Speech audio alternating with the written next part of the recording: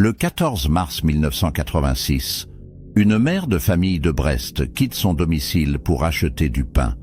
Elle ne reviendra jamais. Son mari, Michel Dupont, attend jusqu'au soir avant d'alerter la gendarmerie. Ses deux enfants, âgés de 8 et 12 ans, passent la nuit à pleurer dans leur chambre. Aucune trace de violence dans l'appartement, aucun signe de lutte, aucun message d'adieu. Simplement une disparition brutale, inexpliquée, qui va glacer toute une ville. Les enquêteurs interrogent les voisins, fouillent les bois environnants, diffusent des avis de recherche dans toute la Bretagne. Rien. Françoise Dupont, 42 ans, s'est volatilisée comme si elle n'avait jamais existé. Les semaines deviennent des mois, les mois des années. L'affaire passe de l'urgence à la routine administrative, puis au classement définitif. En 1991, le dossier rejoint les archives des affaires non résolues, ces mystères qu'on finit par accepter sans jamais les comprendre. Michel élève seul ses enfants, refuse de refaire sa vie, conserve intact le placard de vêtements de sa femme. Chaque 14 mars, il dépose une annonce dans le journal local, espérant un miracle qui ne vient pas. Les policiers qui ont travaillé sur le cas prennent leur retraite en emportant leur frustration. Françoise Dupont devient une légende urbaine à Brest, l'une de ces disparitions qu'on raconte aux adolescents pour leur faire peur. Puis, le 8 septembre 2019, 33 ans après sa disparition, une femme est admise aux urgences de l'hôpital de Guéret, dans la Creuse. Elle porte des vêtements usés, ne possède aucun papier d'identité, semble désorientée et confuse. Le personnel soignant prévient la gendarmerie comme le protocole l'exige pour toute personne sans identité. Une infirmière prend ses empreintes digitales et les transmet au fichier national. Quelques heures plus tard, l'ordinateur affiche un résultat qui va stupéfier tout le monde. Cette femme de 75 ans est Françoise Dupont, portée disparue depuis plus de 3 décennies. L'impossible vient de se produire. Une morte est revenue à la vie. Avant de continuer, j'aimerais savoir quelque chose. Dites-moi en commentaire, de quelle ville regardez-vous cette vidéo en ce moment et quelle heure est-il chez vous? J'adore découvrir d'où viennent mes spectateurs et imaginer que certains m'écoutent peut-être à 3 heures du matin, incapables de dormir après une histoire comme celle-ci. Si ce mystère vous intrigue autant que moi, pensez à vous abonner à la chaîne et à activer la cloche pour ne manquer aucune enquête. Un petit pouce bleu fait aussi toujours plaisir et m'aide énormément à continuer ce travail. Merci infiniment pour votre soutien. Maintenant, revenons à notre histoire et découvrons ensemble comment une femme disparue depuis 33 ans a pu réapparaître comme si de rien n'était. L'information remonte immédiatement à la brigade de gendarmerie de Brest. Le commandant Legrand, qui travaillait sur l'affaire originale en tant que jeune lieutenant, est désormais proche de la retraite. Lorsqu'il reçoit l'appel de Guéret, il croit d'abord à une erreur informatique. Les empreintes digitales ne mentent pourtant jamais. Il contacte Michel Dupont, maintenant âgé de 78 ans, qui vit toujours dans le même appartement de la rue de Siam. La voix du vieil homme tremble lorsqu'il entend la nouvelle. Il refuse d'y croire, pense à une arnaque, à une ressemblance fortuite. Legrand lui propose de l'accompagner à Guéret pour identifier formellement la femme. Michel accepte, incapable de dormir cette nuit-là, partagé entre l'espoir fou et la terreur de la déception. Le lendemain matin, Michel Dupont entre dans la chambre d'hôpital accompagné du commandant Legrand et d'une psychologue. La femme dans le lit ne ressemble plus à celle qu'il a connue. 33 années ont creusé des rides profondes sur son visage, blanchi ses cheveux, courbé son dos, mais ses yeux verts si particuliers, sont identiques. Michel s'effondre en larmes. C'est bien Françoise. C'est sa femme, revenue d'entre les morts. Il veut la prendre dans ses bras, mais elle le regarde sans le reconnaître, avec une expression de peur et de confusion. Elle murmure des mots incompréhensibles, agrippe les draps, semble chercher une issue dans cette chambre sans fenêtre. Le médecin intervient doucement, demande à Michel de sortir quelques instants. La réunion est trop brutale, trop violente pour cette femme visiblement fragile. L'enquête est immédiatement rouverte. Le procureur de Brest désigne un juge d'instruction spécialisé dans les affaires anciennes. Les questions se bousculent. Où était Françoise pendant ces 33 années? Pourquoi n'a-t-elle jamais donné signe de vie? A-t-elle été séquestrée, amnésique, victime d'un réseau criminel? Les premiers interrogatoires n'apportent aucune réponse cohérente. Françoise parle par fragments, mélange les époques, semble incapable de construire un récit linéaire de son absence. Elle mentionne des noms que personne ne connaît, des lieux qui n'existent pas sur les cartes, des événements impossibles à vérifier. Les psychiatres diagnostiquent un traumatisme sévère, possiblement un trouble dissociatif développé après des années d'expériences traumatisantes. Mais quel genre d'expérience exactement? Personne ne le sait encore. Les médecins effectuent des examens médicaux complets. Françoise présente plusieurs cicatrices anciennes sur le corps, dont certaines ressemblent à des traces de violence physique. Ses dents ont été soignées de manière rudimentaire, probablement sans accès à un dentiste professionnel. Elle souffre de malnutrition chronique et de carences multiples, suggérant des années de privations alimentaires. Aucune trace de séquestration récente cependant. Elle n'a ni marque de liens au poignet, ni blessure compatible avec un enfermement prolongé.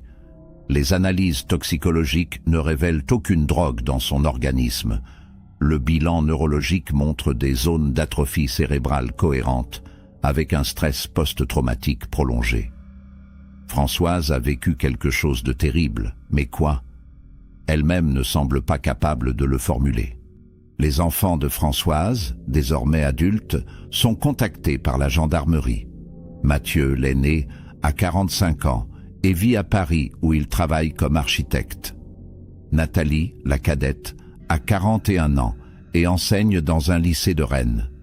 Tous deux ont grandi avec le fantôme de leur mère disparue, ont consulté des psychologues pendant des années, ont tenté de reconstruire leur vie malgré cette absence inexpliquée. L'annonce de la réapparition les plonge dans un chaos émotionnel indescriptible. Doivent-ils la revoir? Peuvent-ils lui pardonner ces décennies d'abandon? Mathieu refuse catégoriquement tout contact, estimant que cette femme a détruit leur enfance en choisissant de partir. Nathalie, plus conciliante, accepte une rencontre supervisée. Mais lorsqu'elle entre dans la chambre d'hôpital et croise le regard absent de sa mère, elle comprend que retrouvailles et réconciliation sont deux choses très différentes. L'enquête commence par reconstituer les dernières heures avant la disparition. Le 14 mars 1986, Françoise Dupont se lève vers 7 heures du matin comme tous les jours. Elle prépare le petit déjeuner pour ses enfants, les aide à s'habiller, les accompagne jusqu'à l'arrêt de bus scolaire situé à 200 mètres de l'appartement.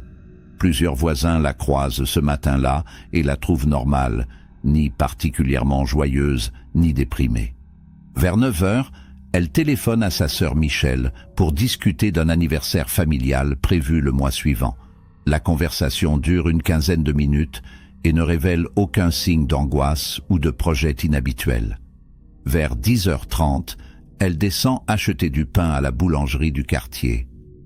La boulangère se souvient parfaitement d'elle.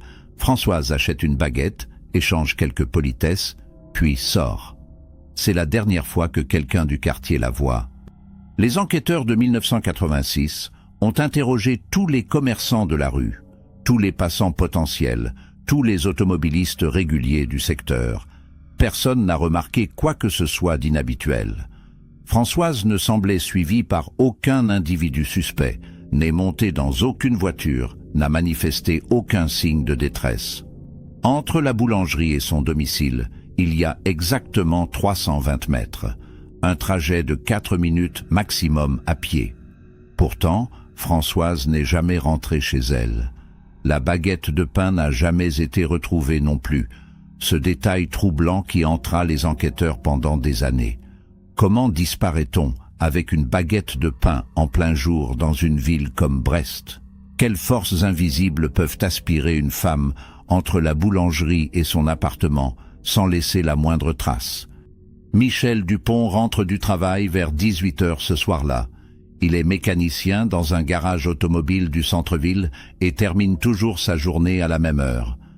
En ouvrant la porte de l'appartement, il trouve ses enfants seuls, affamés, inquiets. Mathieu explique que maman n'est pas rentrée de la boulangerie. Michel appelle d'abord chez Michel, la sœur de Françoise, pensant qu'elle s'y est peut-être attardée. Michel n'a pas revu sa sœur depuis leur conversation téléphonique du matin. Michel contacte ensuite les autres membres de la famille, les amis proches, les collègues de la bibliothèque municipale, où Françoise travaille à temps partiel. Personne ne l'a vue. À 20 h 30, il se présente au commissariat pour signaler la disparition. Les policiers notent sa déclaration, mais ne semblent pas alarmés. La plupart des adultes disparus reviennent d'eux-mêmes dans les 48 heures. Les premières 24 heures sont cruciales dans toute enquête de disparition. L'officier chargé du dossier, le lieutenant Legrand, commence par vérifier les hôpitaux, les morgues, les commissariats voisins. Aucune femme correspondant au signalement de Françoise n'a été admise nulle part. Il interroge longuement Michel Dupont sur la qualité de leur relation conjugale. Michel assure que leur mariage était stable, sans violence, sans infidélité connue. Françoise ne consommait ni alcool ni drogue, ne souffrait d'aucune maladie mentale diagnostiquée, n'avait jamais manifesté d'idées suicidaires. Elle aimait ses enfants, prenait soin de son foyer, semblait satisfaite de sa vie modeste mais paisible. Legrand fouille l'appartement avec l'accord de Michel. Tous les vêtements de Françoise sont là, son sac à main habituel, son portefeuille contenant ses papiers d'identité et quelques billets. Elle est sortie acheter du pain avec uniquement la monnaie nécessaire dans la poche de son manteau. Le deuxième jour, l'enquête s'intensifie. Des équipes cynophiles fouillent les parcs, les terrains vagues, les zones boisées autour de Brest. Les chiens ne détectent aucune piste exploitable. Des plongeurs explorent les bassins du port et les berges de la Penfeld. Rien. Les gendarmes interrogent tous les chauffeurs de taxi, tous les conducteurs de bus, tous les employés de la gare. Personne n'a vu Françoise Dupont monter dans un véhicule le 14 mars. Les caméras de surveillance sont rares en 1986 et celles qui existent dans les banques ou les commerces du centre-ville ne couvrent pas le trajet entre la boulangerie et l'appartement. Legrand fait placarder des affiches dans toute la ville, diffuse un avis de recherche dans les médias locaux. Le visage de Françoise apparaît dans Ouest France, au journal télévisé régional. Des dizaines de témoignages arrivent, tous contradictoires ou invérifiables. Certains jurent l'avoir vue monter dans une voiture noire, d'autres dans une camionnette blanche, d'autres encore marchant seuls vers la gare. La famille de Françoise se mobilise. Sa sœur Michel distribue des tracts dans les rues, organise des battues citoyennes, harcèle quotidiennement le commissariat pour obtenir des nouvelles. Les parents de Françoise, retraités à Quimper, remontent à Brest et s'installent chez Michel pour s'occuper des enfants. L'ambiance dans l'appartement devient insoutenable. Mathieu fait des cauchemars toutes les nuits, imagine sa mère enterrée vivante quelque part. Nathalie refuse de manger, convainc que sa mère reviendra si elle prie suffisamment fort. Michel s'enfonce dans un silence douloureux, incapable d'exprimer ce qu'il ressent. Les psychologues scolaires interviennent auprès des enfants, mais rien ne peut combler ce vide atroce, cette absence qui ne ressemble ni à un décès, ni à un abandon, juste à une disparition inexplicable, comme si Françoise avait été effacée de la réalité. Au bout de 3 semaines, le lieutenant Legrand commence à envisager d'autres hypothèses. Et si Françoise avait préparé sa disparition? Il épluche ses relevés bancaires des 6 mois précédents. Aucun retrait suspect, aucun mouvement financier anormal.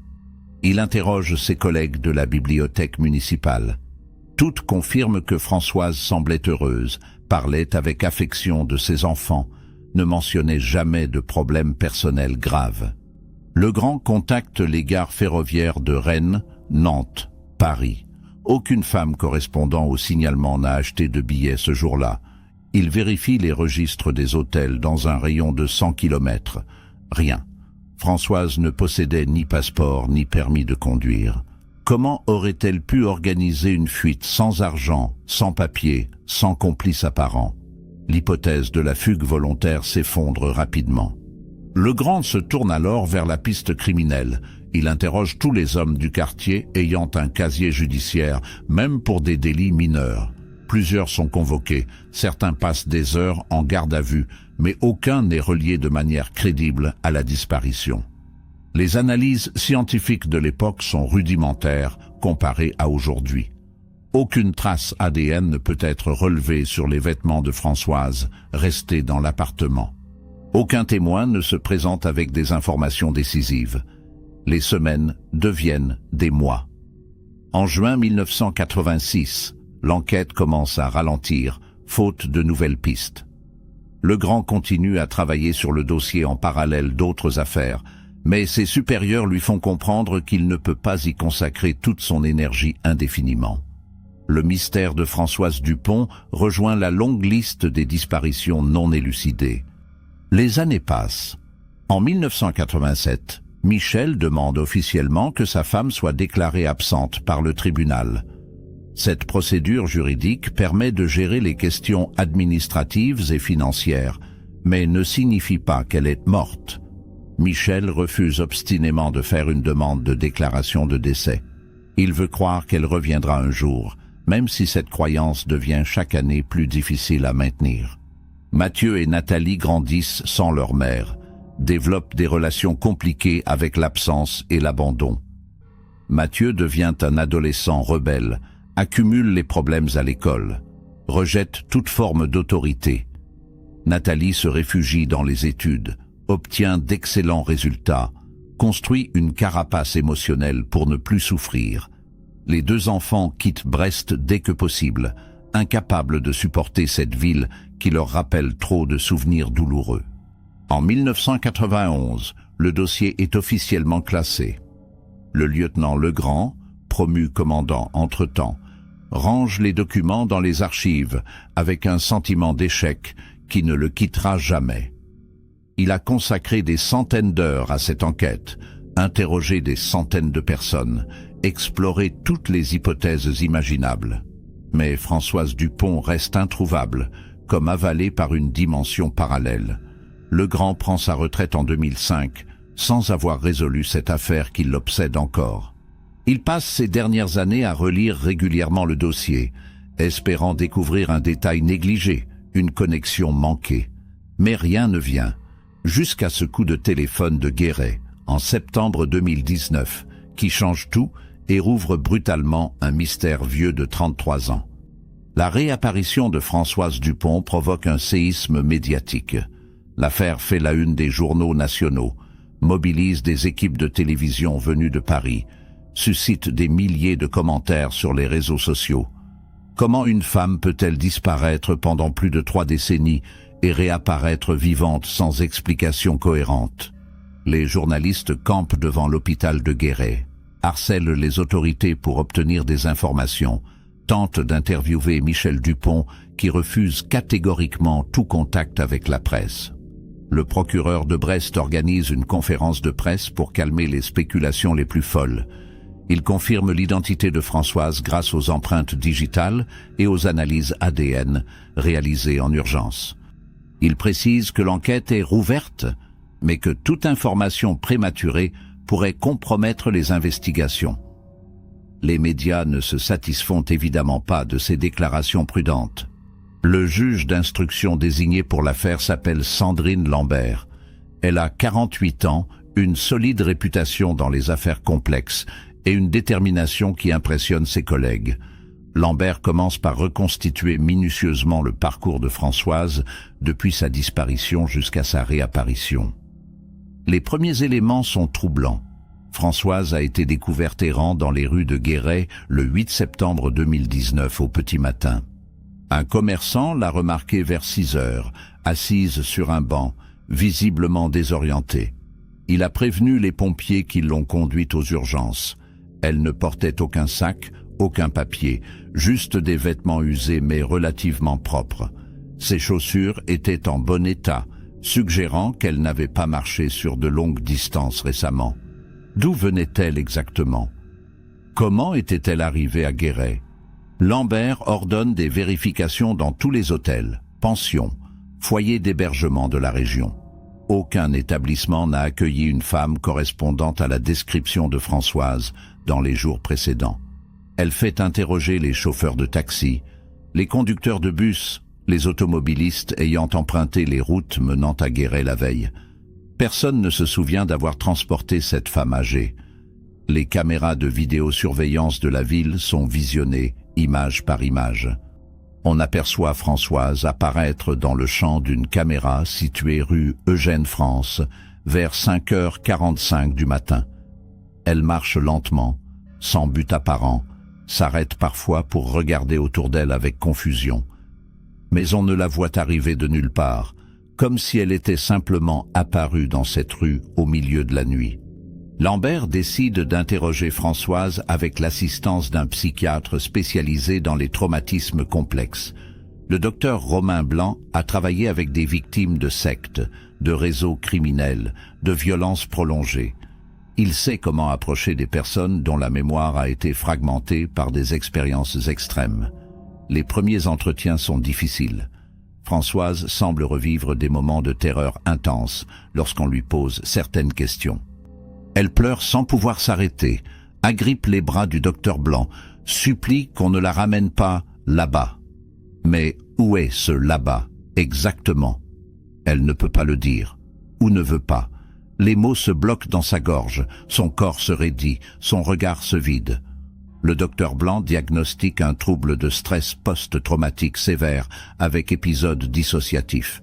Il recommande de ne pas forcer les souvenirs, mais de laisser Françoise reconstruire progressivement son histoire.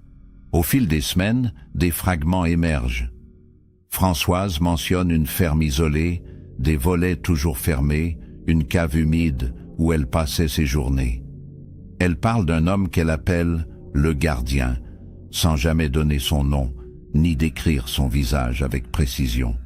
Cet homme la nourrissait, la surveillait, l'empêchait de sortir. Elle évoque aussi d'autres femmes, des voix qu'elle entendait parfois à travers les murs, des pleurs dans la nuit. Était-elle prisonnière d'un réseau de trafic humain, d'une secte, d'un individu isolé pratiquant la séquestration? Les enquêteurs contactent tous les services spécialisés dans ces questions, comparent le témoignage de Françoise avec d'autres affaires connues. Aucune correspondance claire n'émerge. Cette ferme isolée pourrait être n'importe où en France, voire dans un pays voisin. Lambert fait appel à des experts en géolocalisation. Les analyses du sol retrouvées sous les chaussures de Françoise révèlent des traces de calcaire typiques de certaines régions du centre de la France, cohérentes avec la géologie de la Creuse. Mais cette information ne suffit pas à localiser précisément l'endroit où elle a vécu. Les analyses botaniques montrent des pollens de châtaigniers, de chênes, d'herbes sauvages. Ces espèces sont communes dans une vaste zone géographique. Lambert ordonne des recherches par hélicoptère dans un rayon de 50 km autour de Guéret, en se concentrant sur les fermes abandonnées, les bâtiments isolés, les propriétés sans voisinage immédiat. Des dizaines de lieux sont inspectés. Aucun ne correspond aux descriptions partielles données par Françoise. Soit sa mémoire déforme la réalité, soit l'endroit est si isolé qu'il échappe aux recherches, soit elle n'était pas dans la Creuse pendant toutes ces années. Un détail intrigue particulièrement Lambert. Françoise possède des connaissances sur des événements survenus pendant son absence. Elle mentionne la chute du mur de Berlin, les attentats du 11 septembre 2001, l'élection de François Hollande. Ces références prouvent qu'elle n'était pas totalement coupée du monde extérieur. Elle avait donc accès à des informations, probablement via la radio ou la télévision. Cela contredit l'hypothèse d'une séquestration totale dans une cave hermétique. Peut-être vivait-elle dans des conditions de semi-liberté, surveillée mais pas complètement isolée. Lambert interroge Françoise sur ce point. La réponse est confuse. Françoise parle de moments où le gardien était absent, où elle pouvait monter au rez-de-chaussée, regarder par une fenêtre, écouter les informations. Mais elle devait toujours redescendre avant son retour, sinon les punitions étaient terribles. Quelle punition? Françoise refuse d'en parler. L'enquête se concentre ensuite sur l'identité du mystérieux gardien. Françoise fournit quelques détails. Un homme d'une soixantaine d'années en 2019, donc probablement trentenaire en 1986. Grand, corpulent, des mains épaisses, une voix grave. Il parlait français avec un accent qu'elle ne parvient pas à identifier précisément, peut-être du sud-ouest ou de l'est. Il portait toujours une casquette, même à l'intérieur. Il sentait le tabac et le diesel. Ces éléments dessinent un profil vague, applicable à des milliers d'hommes en France. Les enquêteurs compilent une liste de suspects potentiels, individus ayant un casier pour séquestration, violence, agression sexuelle. Plusieurs centaines de noms sont passés au crible. Les alibis de 1986 sont vérifiés pour ceux encore vivants. Aucune piste solide n'émerge. Le gardien reste un fantôme, une silhouette sans visage dans le récit fragmenté de Françoise. Lambert ordonne également des analyses ADN sur les vêtements que portait Françoise lors de sa découverte. Les résultats sont décevants. Son ADN est partout, évidemment. Mais aucun ADN masculin exploitable n'est détecté. Soit le gardien ne l'a jamais touché directement récemment, soit les vêtements ont été lavés avant qu'elle ne les porte. Les fibres textiles sont analysées. Coton ordinaire, synthétique basique. Rien de distinctif permettant de remonter à un fabricant ou un lieu de vente précis. Les chaussures sont des modèles génériques vendus dans toute la France. Chaque piste technique se heurte à un mur.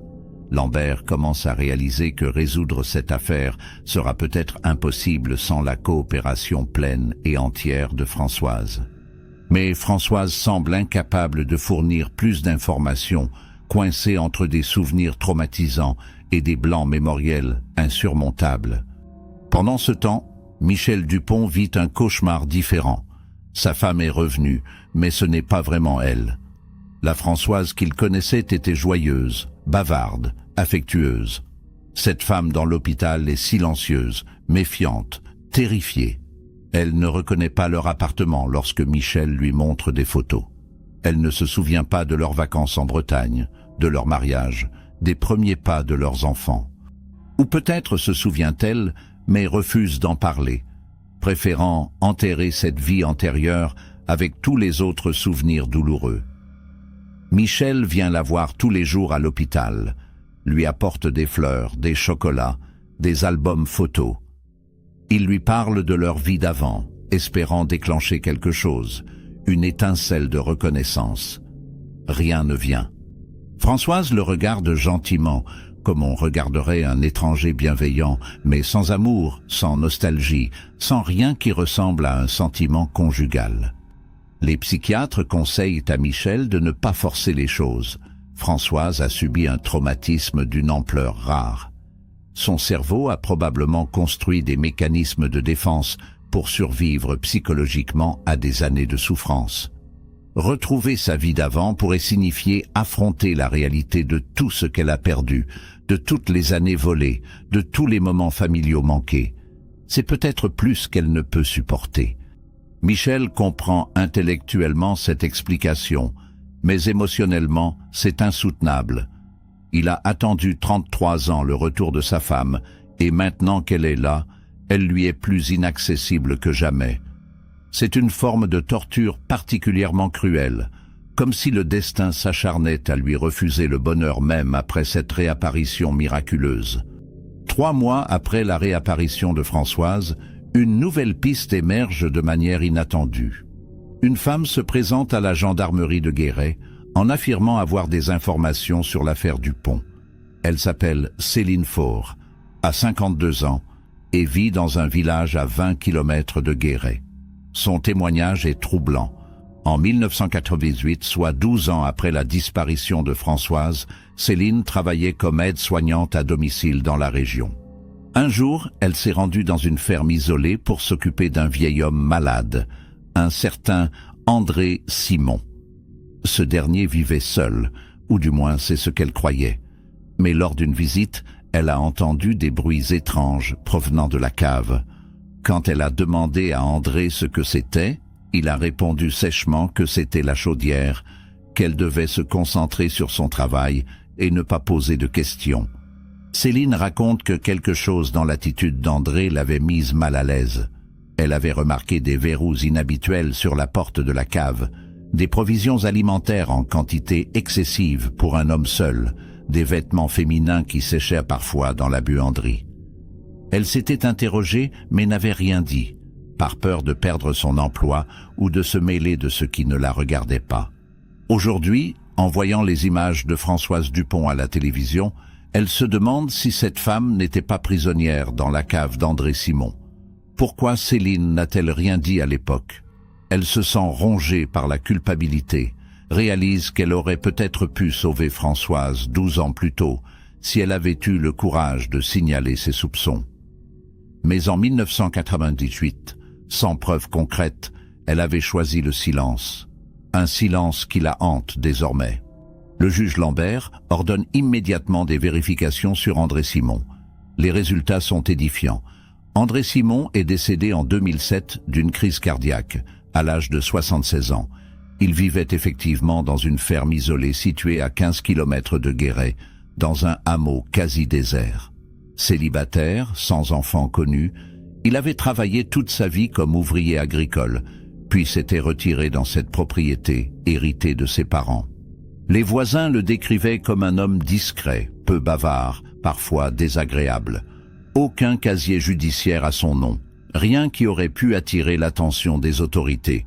La ferme a été vendue après sa mort à un couple de retraités qui y vivent paisiblement depuis.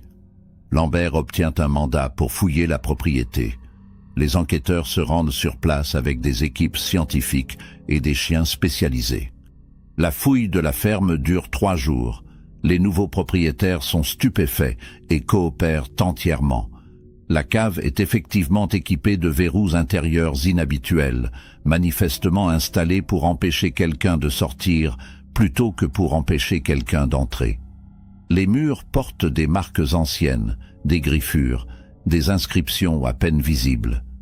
Les experts relèvent des traces biologiques, cheveux, cellules de peau, résidus organiques. Les analyses ADN prennent plusieurs semaines, mais confirment finalement ce que tout le monde redoutait. L'ADN de Françoise Dupont est présent dans cette cave. Elle a bel et bien vécu ici, probablement pendant des années. La ferme d'André Simon était sa prison. Le mystère de sa disparition commence enfin à se dissiper, révélant une réalité encore plus sombre que toutes les hypothèses imaginées. Mais comment Françoise est-elle tombée entre les mains d'André Simon en 1986? Les enquêteurs reconstituent le parcours d'André à cette époque. En mars 1986, il avait 55 ans et travaillait encore comme ouvrier agricole dans plusieurs exploitations autour de Brest. Brest? Ce détail fait l'effet d'une bombe.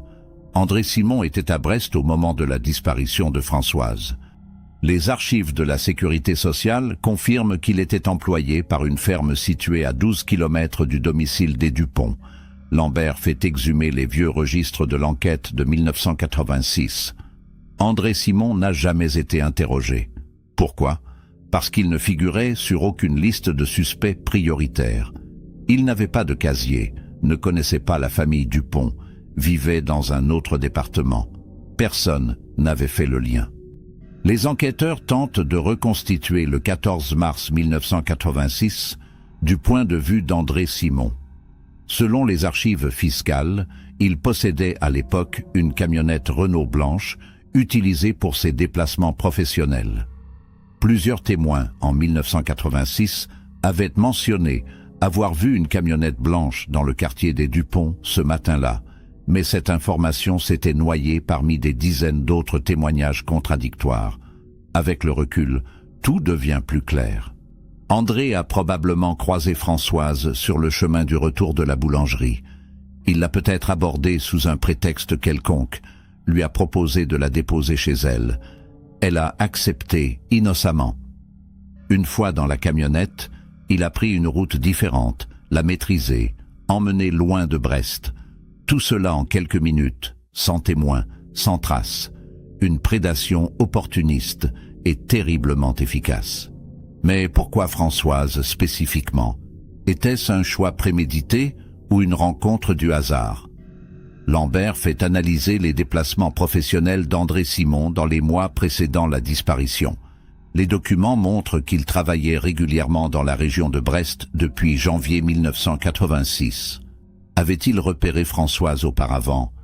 L'avait-il suivi, étudié, attendu le bon moment? Ou l'a-t-il simplement vu ce matin-là et a-t-il agi sur une impulsion? Françoise elle-même ne peut répondre à ces questions. Lorsqu'on lui montre des photos d'André Simon, elle réagit violemment, se met à trembler, refuse de les regarder. Elle confirme que c'est lui, le gardien, l'homme qui a volé 33 ans de sa vie. Mais elle ne se souvient pas des circonstances exactes de son enlèvement. Cette partie de sa mémoire est un trou noir, peut-être supprimée par son cerveau pour la protéger. L'enquête révèle également qu'André Simon avait un complice, ou du moins une personne au courant de la situation. Les relevés bancaires montrent des virements réguliers vers un compte appartenant à un certain Maurice Garcia, un cousin éloigné d'André, décédé en 2015. Maurice vivait dans le Lot-et-Garonne et ne semble pas avoir participé directement à la séquestration. Mais les montants transférés suggèrent qu'André lui versait de l'argent en échange de son silence, ou peut-être pour des services rendus. Les enquêteurs interrogent la famille de Maurice. Sa veuve, Denise Garcia, affirme ne rien savoir de ces virements ni de la vie privée de Maurice. Elle semble sincèrement choquée d'apprendre que son mari aurait pu être impliqué, même indirectement, dans une affaire aussi terrible. Sans preuve concrète, impossible de déterminer le rôle exact de Maurice Garcia. Ce pan de l'histoire restera probablement à jamais obscur. Un autre mystère subsiste. Que s'est-il passé après la mort d'André Simon en 2007? Françoise est réapparue en 2019, soit 12 ans après le décès de son geôlier. Où était-elle pendant ces 12 années? Lambert confronte Françoise à cette question lors d'un entretien délicat. La réponse est fragmentaire mais éclairante. Après la mort d'André, Françoise s'est retrouvée seule dans la ferme. Elle aurait pu partir immédiatement, mais elle était terrorisée. Des années de captivité avaient détruit sa capacité à prendre des décisions autonomes. Elle ne savait plus comment vivre libre. Elle connaissait les codes de la porte, pouvait sortir, mais le monde extérieur lui faisait peur. Alors elle est restée dans cette ferme, survivant grâce aux provisions stockées, au potager, aux quelques poules qui picoraient dans la cour. Une forme d'auto-séquestration pathologique, conséquence directe des traumatismes subis. Pendant 12 ans, Françoise a vécu comme un fantôme dans cette propriété qui n'était plus surveillée. Les nouveaux propriétaires ne s'étaient installés qu'en 2018, après des mois de rénovation durant lesquels la maison était restée vide. Françoise se cachait dans la cave lorsque des ouvriers venaient travailler, attendait qu'ils repartent pour remonter chercher de quoi manger. C'est seulement en 2019, lorsque le couple de retraités a emménagé définitivement, qu'elle a compris qu'elle ne pourrait plus rester. Un matin de septembre, elle a simplement marché vers Guéret, sans plan, sans destination, juste pour s'éloigner. Et c'est là qu'un commerçant l'a trouvée, assise sur un banc, perdue dans un monde qu'elle ne reconnaissait plus. 33 ans de captivité suivis de 12 ans d'auto-isolement. Une vie entière effacée par la violence d'un homme et la paralysie psychologique qui en a résulté. Lambert présente ses conclusions au procureur. L'affaire est techniquement résolue. André Simon a enlevé Françoise Dupont en 1986 et l'a séquestrée dans sa ferme jusqu'à sa mort en 2007. Françoise y est restée volontairement jusqu'en 2019 par incapacité psychologique à quitter les lieux. Le coupable étant décédé, aucun procès ne peut avoir lieu. L'enquête sur Maurice Garcia continue pour déterminer son degré de complicité, mais sans lui, difficile d'établir des faits précis. Le dossier sera bientôt refermé une seconde fois, non plus comme une affaire non résolue, mais comme une tragédie, enfin élucidée. Pour Françoise, c'est une forme de justice partielle. Elle sait maintenant ce qui lui est arrivé, même si elle ne récupérera jamais les années perdues. Pour sa famille, c'est un soulagement mêlé d'horreur. Savoir est mieux que l'incertitude, mais la vérité est d'une cruauté insupportable. Les révélations sur André Simon et la ferme de la Creuse provoquent une nouvelle vague médiatique. Les journaux titrent sur « L'affaire de la femme oubliée »,« La prisonnière de Guéret »,« 33 ans d'enfer ». Des équipes de télévision filment la ferme sous tous les angles, interviewent les voisins qui affirment n'avoir jamais rien remarqué d'anormal. Comment est-ce possible? Comment une femme peut-elle être séquestrée pendant des décennies à quelques kilomètres d'un village sans que personne ne s'en aperçoive? Les spécialistes en psychologie criminelle sont invités sur les plateaux pour expliquer les mécanismes de la séquestration, l'emprise psychologique, le syndrome de Stockholm. Certains comparent l'affaire à celle de Natascha Kampusch en Autriche ou d'autres cas similaires à travers le monde. Mais chaque histoire est unique. Chaque victime réagit différemment au traumatisme. Françoise Dupont n'est pas un cas d'école. C'est une femme brisée qui tente de survivre aux conséquences de décisions qu'elle n'a jamais prises. Michel Dupont donne finalement une interview à un journaliste de Ouest France, le seul média auquel il fait confiance. Dans cet entretien poignant, il raconte les 33 années d'attente, l'espoir qui s'amenuisait chaque année, la culpabilité de n'avoir pas su protéger sa femme. Il évoque aussi la réalité de ces derniers mois, la difficulté de reconnecter avec une Françoise qui semble habiter un monde parallèle. Il ne lui en veut pas, dit-il, de ne pas le reconnaître vraiment. Elle a survécu comme elle a pu, et lui respecte cela. Mais il admet que leur mariage tel qu'il existait en 1986 est mort. On ne ressuscite pas un couple après une telle déchirure. Il continuera à veiller sur elle, à s'assurer qu'elle reçoive les meilleurs soins possibles, mais sans l'illusion de retrouver ce qu'ils avaient. C'est une forme de deuil, différent de celui qu'il aurait fait si elle était morte, mais un deuil quand même. Mathieu et Nathalie, les enfants de Françoise, vivent chacun ce retour de manière radicalement différente. Mathieu maintient sa décision de ne pas voir sa mère. Pour lui, elle est partie en 1986 et ne reviendra jamais vraiment. Cette femme dans l'hôpital porte son visage, mais n'est plus sa mère. Il refuse d'entrer dans un processus de reconstruction qui lui semble impossible et trop douloureux. Il a passé des années en thérapie pour accepter l'absence. Il ne va pas tout démolir maintenant. Sa position choque certains observateurs qui le jugent dur et insensible. Mais Mathieu s'en défend. Chacun gère le trauma comme il peut, et pour lui, la distance est la seule manière de protéger sa santé mentale. Il a une famille, des enfants, une vie stable. Il ne veut pas risquer tout cela pour une relation mère-fils qui n'a jamais vraiment existé puisqu'elle a été interrompue quand il avait 12 ans. Nathalie, en revanche, choisit l'engagement. Elle prend un congé de son poste d'enseignante et s'installe temporairement à Guéret pour être proche de sa mère. Les premiers mois sont extrêmement difficiles. Françoise ne la reconnaît pas comme sa fille, la voit comme une inconnue bienveillante. Nathalie doit ravaler sa douleur, accepter de recommencer à zéro, de construire une relation nouvelle plutôt que de tenter de ressusciter l'ancienne. Elle passe des heures à l'hôpital, puis dans le centre de soins spécialisé où Françoise est transférée, à parler, à écouter, à simplement être présente. Progressivement, quelque chose se crée entre elles. Pas vraiment un lien mère-fille au sens traditionnel, mais une forme de connexion humaine, de solidarité entre deux femmes blessées par la même violence. Françoise commence à faire confiance à Nathalie, à accepter sa présence, à partager des fragments de ses souvenirs. C'est lors de ces conversations que Nathalie apprend des détails que sa mère n'avait jamais révélés aux enquêteurs. Françoise parle des autres femmes qu'elle a entendues dans la ferme. Étaient-elles réelles ou le produit d'hallucinations auditives causées par l'isolement? Françoise insiste. Elles étaient réelles. Elle a entendu leurs pleurs, leurs supplications, leurs cris étouffés. Puis, un jour, le silence. André faisait-il entrer d'autres femmes dans la ferme, Puis les faisait-il disparaître? Françoise ne les a jamais vus, était enfermée dans sa partie de la cave, mais elle les a entendus. Ces témoignages troublants relancent l'enquête.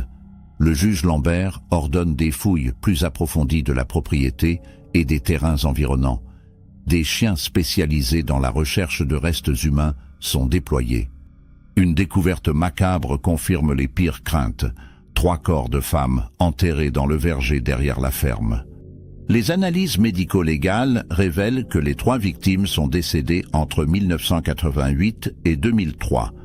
Elles ont été identifiées grâce à l'ADN et au dossier de personnes disparues. Il s'agit de Valérie François, disparue à Limoges en 1988 à l'âge de 28 ans, de Stéphanie Garnier, portée disparue à Clermont-Ferrand en 1995 à 32 ans, et de Julie Muller, disparue à Châteauroux en 2003 à 29 ans. 3 femmes tuées par André Simon. Pourquoi Françoise a-t-elle survécu alors que les autres sont mortes? Les psychiatres suggèrent qu'André avait développé une forme d'attachement pathologique envers Françoise, sa première victime. Elle était devenue sa prisonnière permanente, tandis que les autres femmes étaient des captures temporaires, rapidement éliminées quand elles devenaient trop problématiques ou qu'André se lassait d'elles. Une explication glaçante qui transforme l'histoire de Françoise en quelque chose d'encore plus complexe et horrifiant. L'affaire devient nationale, puis internationale. André Simon n'était pas un simple ravisseur opportuniste, mais un tueur en série qui a opéré pendant 15 ans sans être détecté. Les familles des 3 victimes récemment identifiées sont contactées. Leur douleur est immense, mais au moins elles savent maintenant. Valérie, Stéphanie et Julie peuvent enfin recevoir des funérailles dignes. Les corps sont restitués aux familles après les analyses nécessaires. Des cérémonies sont organisées, des plaques commémoratives installées.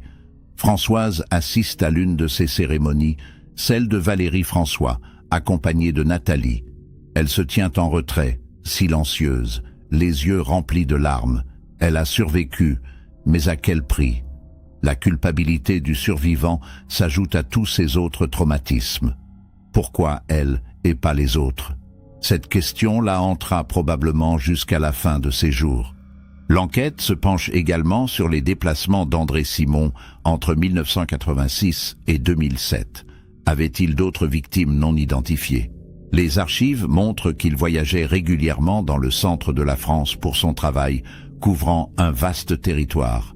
Les gendarmes compilent toutes les disparitions de femmes non résolues dans cette région pendant cette période. Une dizaine de cas présentent des similitudes troublantes. Femmes entre 25 et 45 ans, disparues sans témoin, en plein jour, dans des circonstances banales. Certaines n'ont jamais été retrouvées. D'autres ont été découvertes décédées, mais sans coupable identifié. Impossible de relier formellement ces cas à André Simon sans preuve concrète, mais les enquêteurs ne peuvent s'empêcher de se demander combien de vies il a réellement détruites. Le verger a été entièrement excavé, d'autres zones de la propriété fouillées. Aucun autre corps n'a été découvert, mais cela ne signifie pas qu'il n'y en a pas ailleurs. Michel Dupont réalise avec horreur que sa femme a partagé sa captivité avec d'autres victimes qui, elles, n'ont pas eu sa chance. Il se demande si Françoise a entendu ces femmes mourir, si elle savait ce qui leur arrivait. Comment vit-on avec de telles connaissances? Comment dort-on la nuit en sachant qu'on aurait pu être la prochaine à tout moment? Michel commence à comprendre pourquoi Françoise est si distante, si enfermée dans son silence. Elle a vu l'enfer, ou du moins l'a entendu à travers les murs d'une cave. Parler signifierait revivre tout cela, et revivre signifierait peut-être s'effondrer complètement. Alors, elle choisit le silence, l'oubli sélectif, la dissociation. C'est sa manière de survivre psychologiquement à ce qui ne devrait jamais arriver à un être humain. Le procureur annonce qu'aucune poursuite judiciaire ne sera engagée puisqu'André Simon est décédé.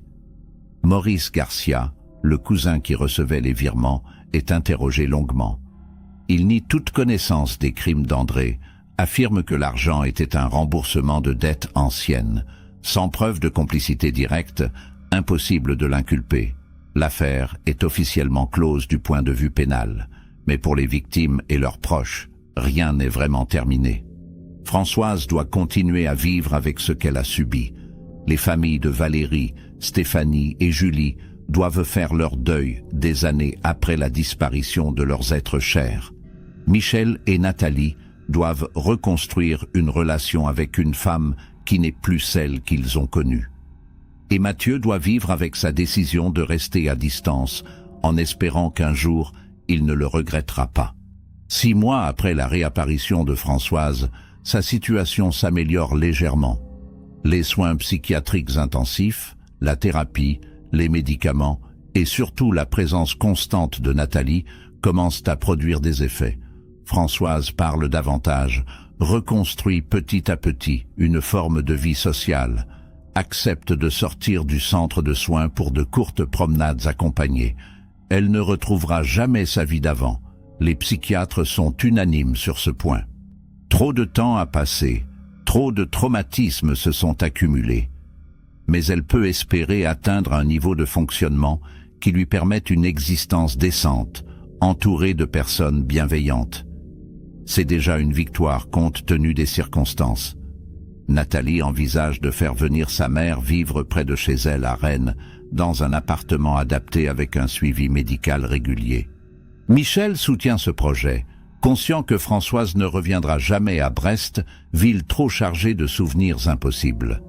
Les médias commencent progressivement à se désintéresser de l'affaire. D'autres histoires, d'autres drames occupent les unes. Françoise Dupont redevient une personne privée, protégée par l'anonymat. Le juge Lambert publie un rapport final détaillé sur l'enquête, document de référence qui sera étudié par les criminologues et les spécialistes des disparitions. Ce rapport souligne les failles du système en 1986. Manque de coordination entre régions, absence de fichiers nationaux informatisés, protocole d'enquête insuffisant pour les disparitions d'adultes.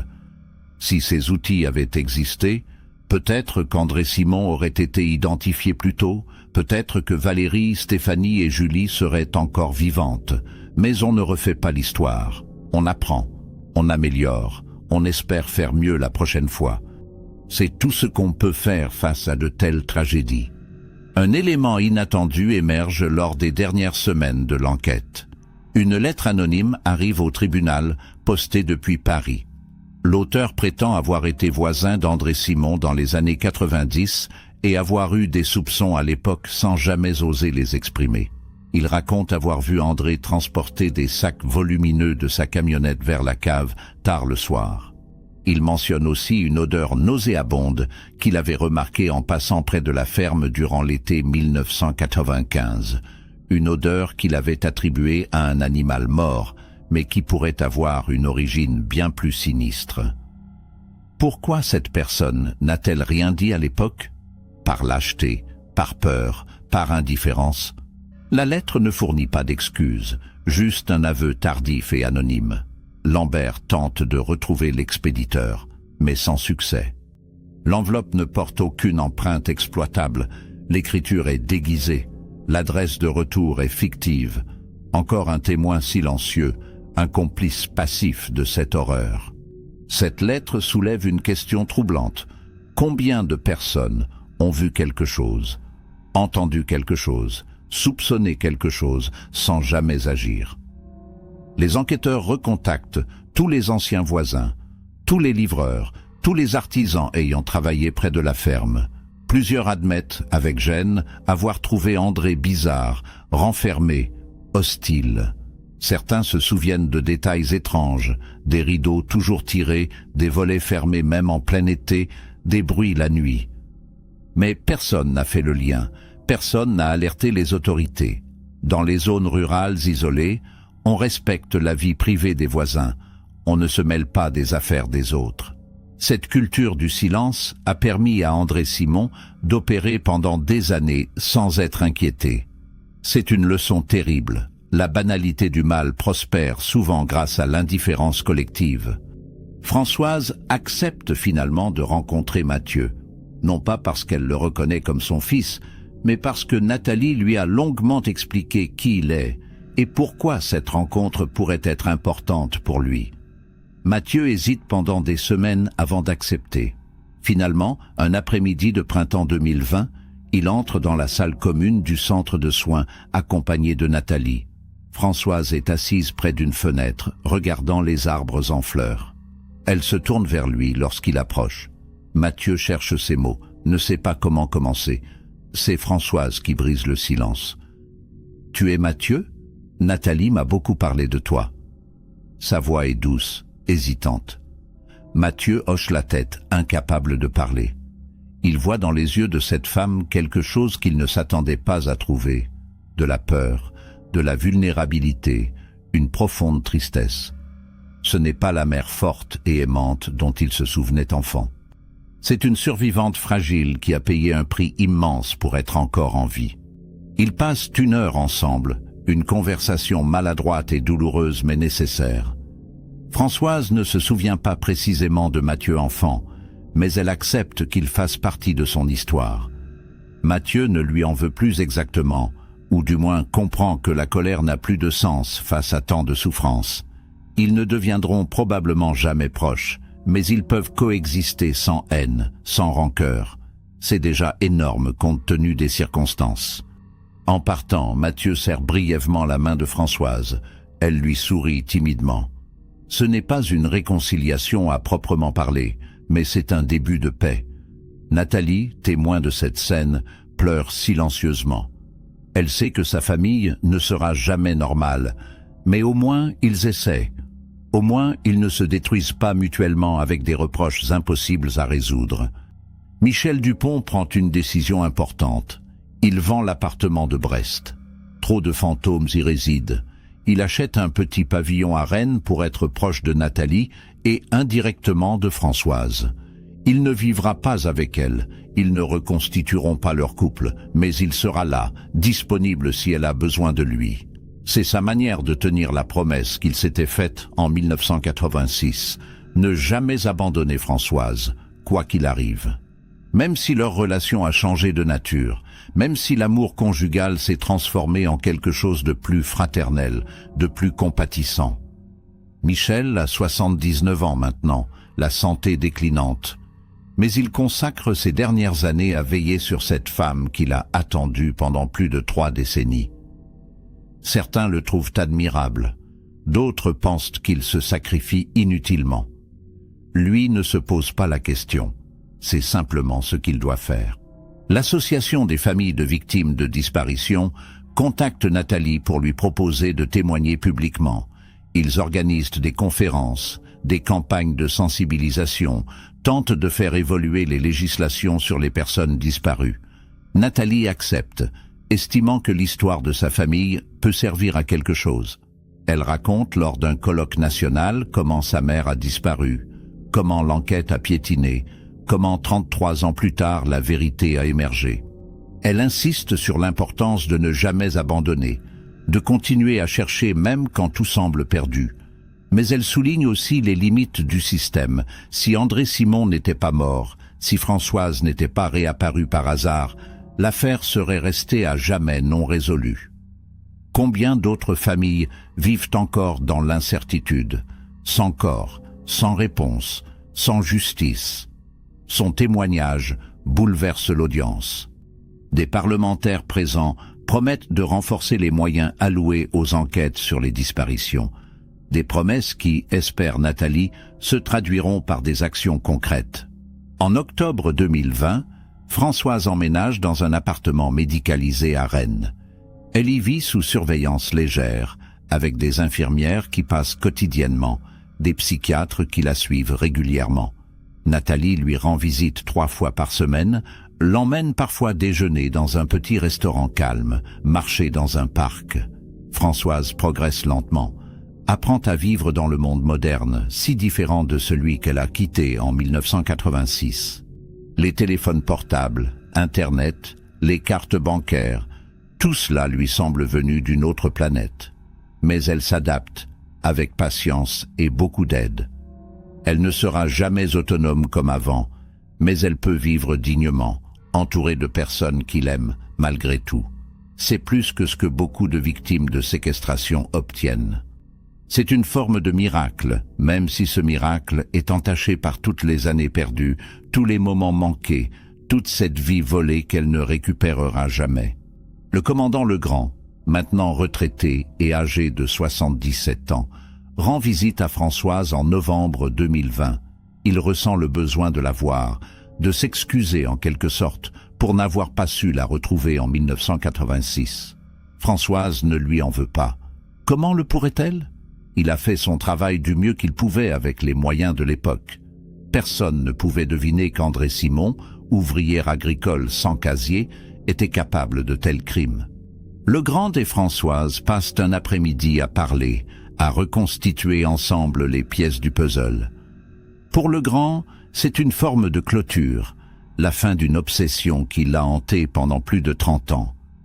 Pour Françoise, c'est l'occasion de mettre des mots sur ce qui lui est arrivé, de le raconter à quelqu'un qui comprend les enjeux sans la juger. Une conversation douloureuse mais cathartique pour tous les deux. L'histoire de Françoise Dupont devient un cas d'école dans les formations policières. Les nouvelles recrues étudient ce dossier pour comprendre comment une enquête peut échouer malgré les meilleurs efforts et comment des évolutions technologiques et méthodologiques peuvent faire toute la différence. Le fichier national des personnes disparues, les bases de données ADN, la coordination interrégionale, tous ces outils qui n'existaient pas en 1986 auraient pu changer le cours de cette affaire. Les formateurs insistent, ne jamais négliger une disparition, même celle d'un adulte, ne jamais supposer qu'une personne est partie volontairement sans vérifier toutes les hypothèses, ne jamais abandonner, car des familles attendent des réponses, parfois pendant des décennies. L'affaire Dupont est une leçon d'humilité pour toute la profession, un rappel que derrière chaque dossier se trouve une vie humaine brisée. L'affaire de Françoise Dupont s'est refermée officiellement en mars 2021, exactement 35 ans après sa disparition initiale. Le juge Lambert a remis son rapport final, les médias ont publié leurs derniers articles, les familles ont enterré leurs morts. Mais pour Françoise, rien n'est vraiment terminé. Elle vit toujours à Rennes, entourée de Nathalie, visitée régulièrement par Michel, et désormais même par Mathieu, qui vient la voir quelques fois par an. Elle ne se souvient toujours pas clairement de sa vie d'avant 1986. Et peut-être est-ce mieux ainsi. Les psychiatres estiment qu'elle souffre d'un trouble dissociatif complexe, une manière pour son cerveau de la protéger de souvenirs trop douloureux. Elle a construit une nouvelle identité fragmentaire, faite de morceaux d'avant, de pendant et d'après.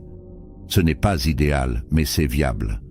Elle survit, jour après jour, dans un monde qu'elle ne comprend pas toujours, mais qu'elle apprend lentement à habiter à nouveau.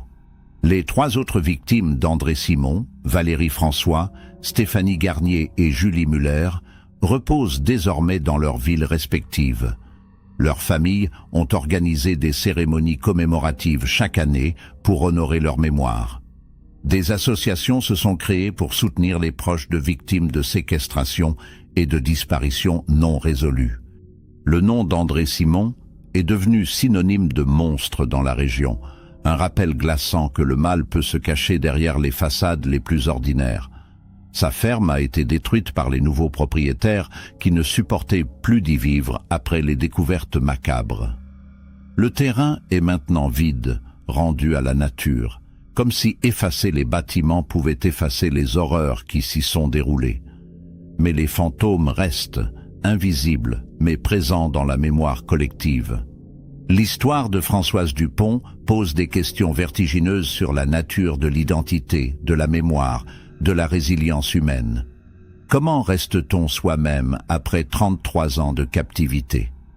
Peut-on vraiment revenir d'un tel abîme? Les réponses sont complexes et individuelles. Françoise a survécu physiquement, mais psychologiquement, une partie d'elle est morte dans cette cave. La femme qui en est ressortie est différente, transformée par le trauma au point d'être presque méconnaissable. Pourtant, par moments, Nathalie aperçoit dans ses yeux un éclair de la mère qu'elle a connue enfant. Ces moments sont rares et fugaces, mais ils existent. Il prouve que quelque chose de l'ancienne Françoise persiste quelque part, enfoui sous les couches de souffrance et d'oubli. C'est à ces moments-là que Nathalie s'accroche pour continuer à espérer et à aimer cette femme brisée, mais toujours vivante. Si cette histoire vous a touché, n'hésitez pas à partager vos réflexions en commentaire. Avez-vous déjà entendu parler d'affaires similaires? Que pensez-vous des systèmes de recherche des personnes disparues dans votre pays? Vos témoignages enrichissent toujours nos discussions. Pensez également à vous abonner pour ne manquer aucune de nos enquêtes sur les mystères et disparitions qui ont marqué la France. Activez la cloche de notification, likez cette vidéo si elle vous a intéressé et surtout, prenez soin de vous et de vos proches. On ne sait jamais quand la vie peut basculer. Merci infiniment de m'avoir suivi jusqu'au bout de cette histoire. À très bientôt pour une nouvelle enquête.